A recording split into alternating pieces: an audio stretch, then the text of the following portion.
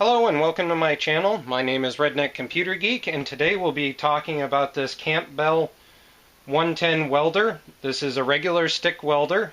It's sold at Walmart. It's sold on Amazon. They're usually somewhere around $100. I actually bought this one on Amazon during a sale, so it was about 88 bucks. And today we're going to be doing a thorough review on it. Just to give a little background on this, I actually used to own one of these back when Campbell first started making these. I bought my first one when I was 14. I'm now 30 years old. And this is my original mast from the original Campbell setup from back when I was 14. As you can see, the masts have definitely changed quite a bit since then. Unfortunately, I can't use the handle on this because it snapped immediately once I went to install it. So I'll probably just glue that in place with some 2-ton epoxy. But for today's purposes, we're just going to be using a standard Northern Tool electronic helmet.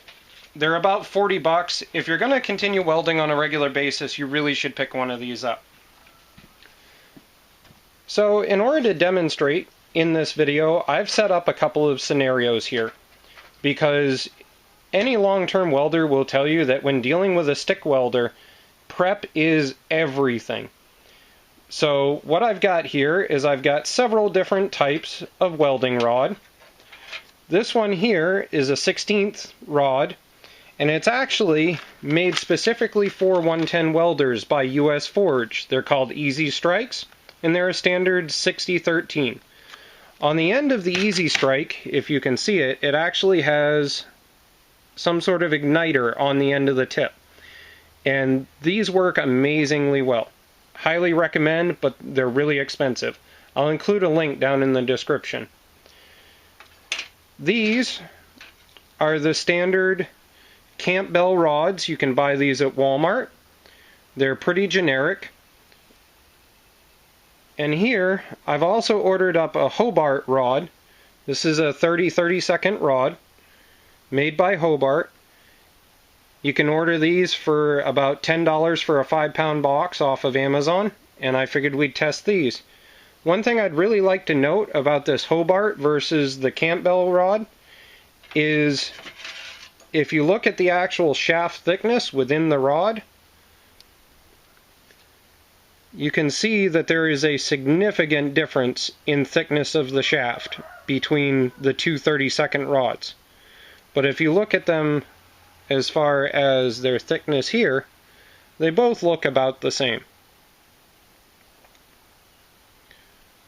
So, let's get started.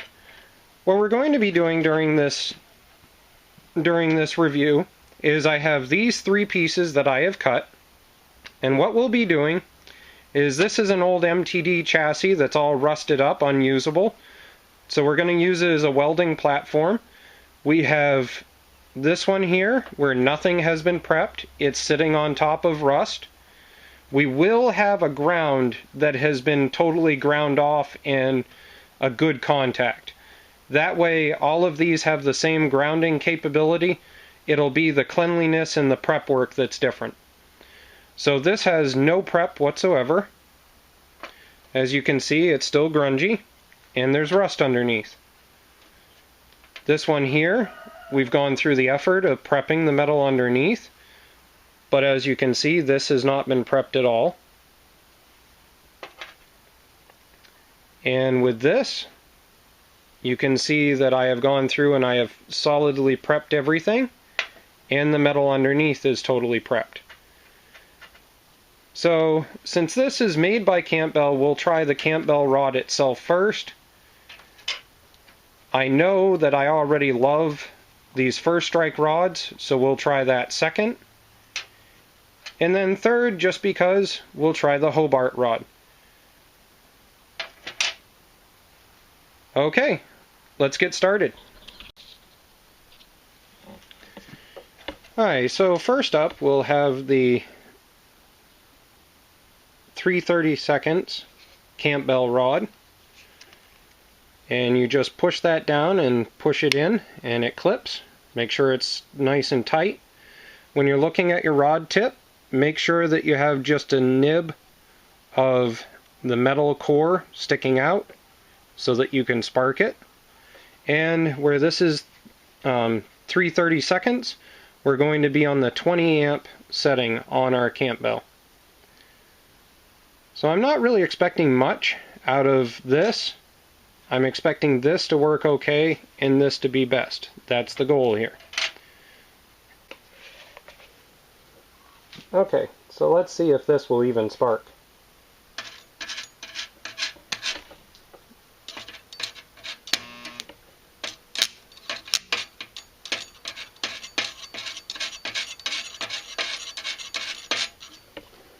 Alright, so we almost managed to get it to spark. So what we're going to do here is we're just going to snip this just a tiny bit so that more of the core is sticking out, so we can see if we can scratch it and get it to go off. Remember, it's like lighting a match. You're kind of ticking like you would a match on an old matchbox.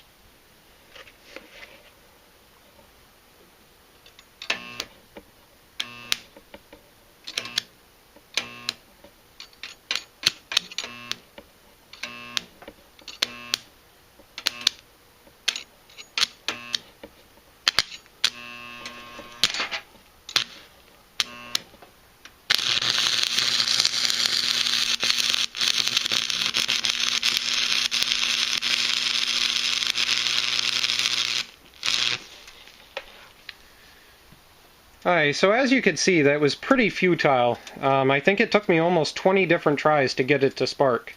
So now we're going to move on to the one that's prepped, which actually I'm betting this one isn't even actually connected. Alright, so apparently it did actually end up connected. So we're going to move on to the half prepped one. In this one we have the base done, but the metal itself has not been touched. Now, when you end up with the tip like this, where it's burnt in, the tip is not going to start. So what you need to do is you need to take a pair of cutters and nip the tip so that just a little bit of the core is coming out. And now we'll do the next one.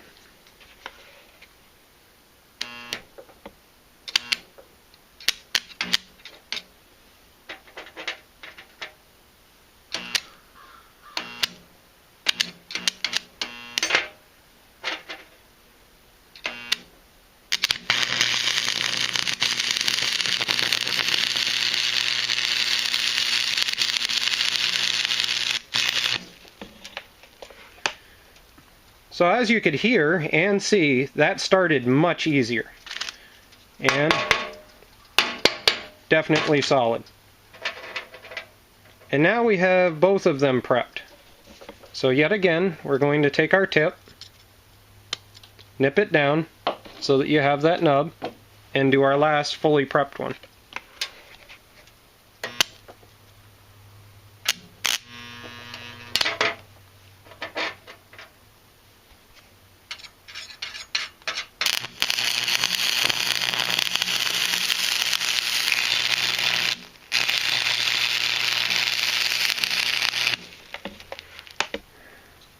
So that being fully prepped, it actually ran so hot it burnt through the side of the metal. Now all of these are the exact same bar that I cut up.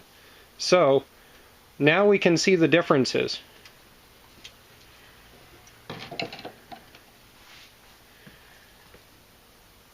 Alright, so moving on. In this next demonstration we're going to be using this 1/16. Make sure you set it for the 15 amp cycle on your welder. So from here, we're going to go to the other side and we're going to come across on the other side. And then we'll do the Hobart across this side. Alright, so now we're using the quick strikes. Now remember, they have a special tip on them in order to set them off easier. So we have unprepped, half prepped, fully prepped. Here we go, unprepped.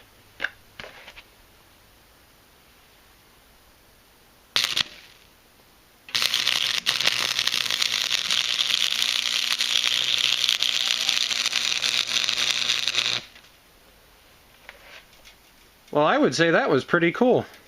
Unprepped, went off first try. Now, I'm going to leave this tip partially burnt, just because I know on the Campbells you cannot get it to go off unless you actually trim it back. Let's see whether this first strike will go off.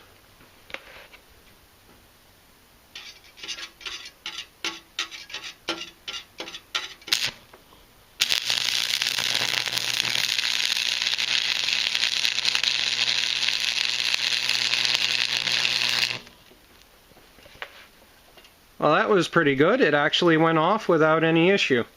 Now, for the sake of making sure this final weld is appropriate, we're going to do the tip. There we go. Now remember, you're just taking off enough so that the tip of the core sticks out. And on fully prepped up.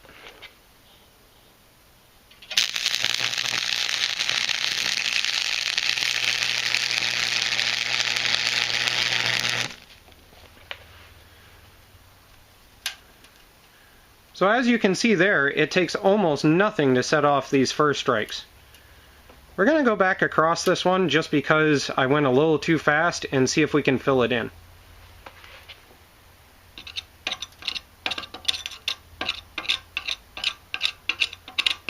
Oh, I forgot the tip.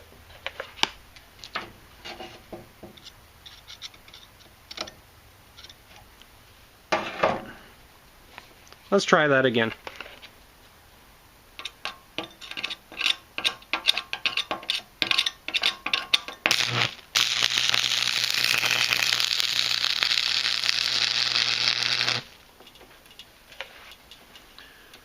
So there we go. That works pretty good. We were able to go back across and fill things in. So now what we're going to do is we're going to grab the Hobart, we're going to set it back to 20 amp, and we're going to go across these edges here. I am going to take and clean these up, but we're going to leave this one just the way it is.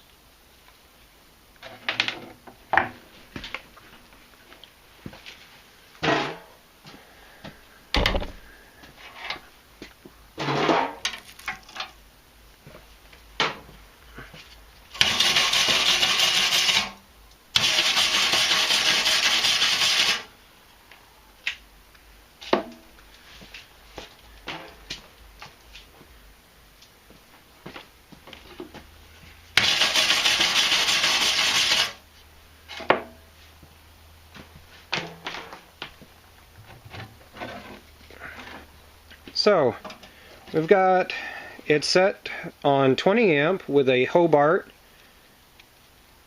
3/32. This is a 6013 type. And one thing to note is it's made like the Campbells, has the regular core there. There is no ignition helper on it like the first strikes. So we're going to start with unprepped, half prepped, fully prepped. And I have never used these before, so we'll find out.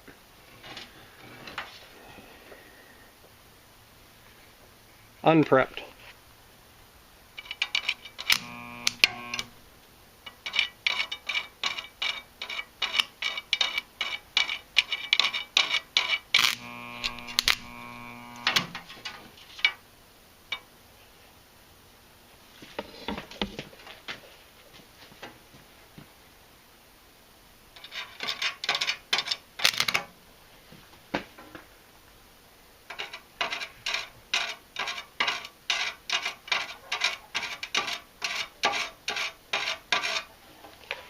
Hi, so unprepped is obviously turning into a lost cause. Just for the heck of it, let's give it a little run over.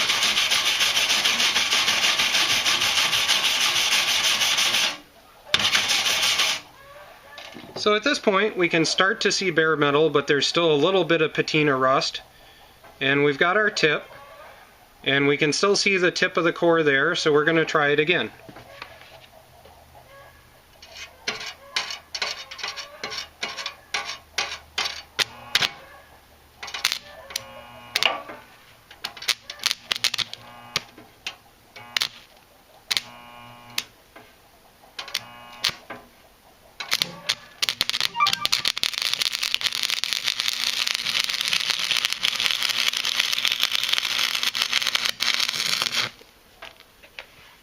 Alright, so hopefully you saw in video the fact that that splattered everywhere. That was horrible. That weld is not trustable, but that's why we're demonstrating. This one here is the half prepped one. Again, we're going to take our tip, we're going to trim it back to the point we can see the nub. And we're going to try the half prepped.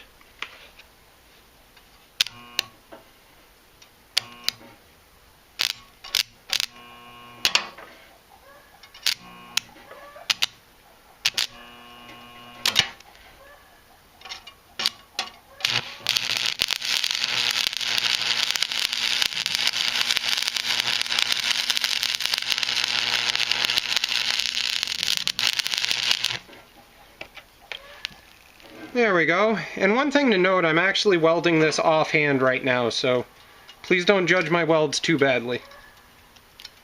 So we got the tip cut back, we've got fully prepped, and let's try this one.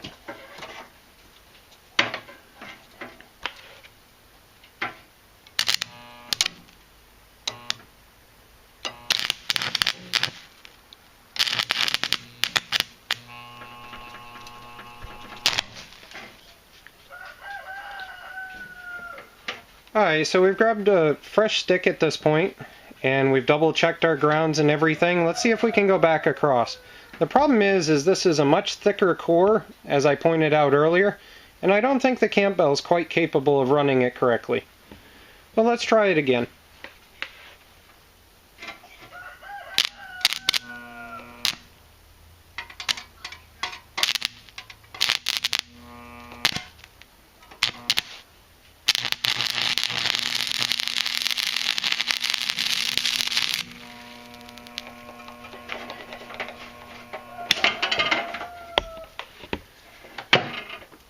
So as you saw there, I had to actually bail on the welding rod because it actually wouldn't penetrate.